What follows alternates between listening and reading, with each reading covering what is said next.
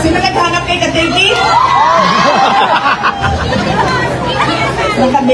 Si Kitty nasa Davao na kasi may rally pa mamayang gabi sa Davao. Babalik din siya. Kateki, naka-day off si Kateki. Ang kasama lang namin si Katingko. Ayan, si Katingko. Uy, pogi. Ibaan, Batangas. Wow! Yun na lang, mas malapit sa inyo. Si Kateki, taga saan ba yun? Hindi ko alam. Napakabait mong congressman ninyo. Nakalaban ba niya?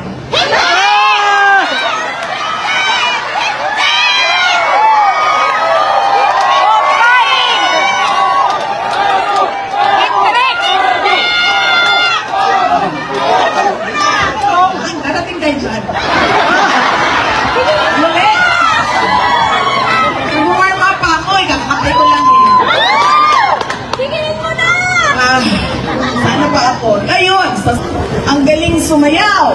Ang galing kumanta! Pero yung sa inyo dito, hindi magaling sumayaw! At lalong hindi magaling sumigaw! Yeah.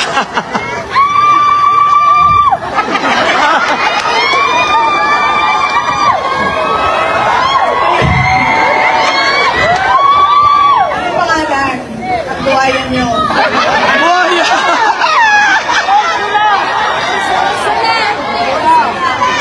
Sandali, trabaho mo na ako. Kita, lahat nyo. Nagbibigay ng pera tapos may ganyan sa ulo. Tapos ganyan sa ulo.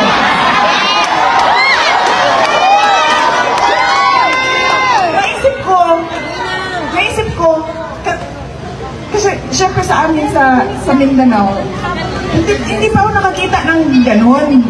Parang bigay pera, tapos ganyan sa ulo, tapos bigay pera, ganyan sa ulo. Sabi ko pa, ano ito? Oo ha. Ninang mo ako ang magbibinyag sa'yo.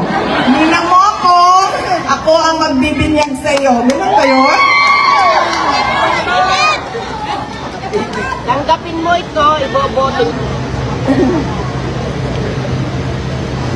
May rape case ang asawa niya.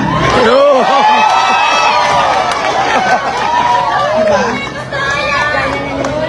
May rape case ang asawa niya. Nalaman ko ng itan. Well, hindi ko alam yan na. Pero ito lang ang alam ko.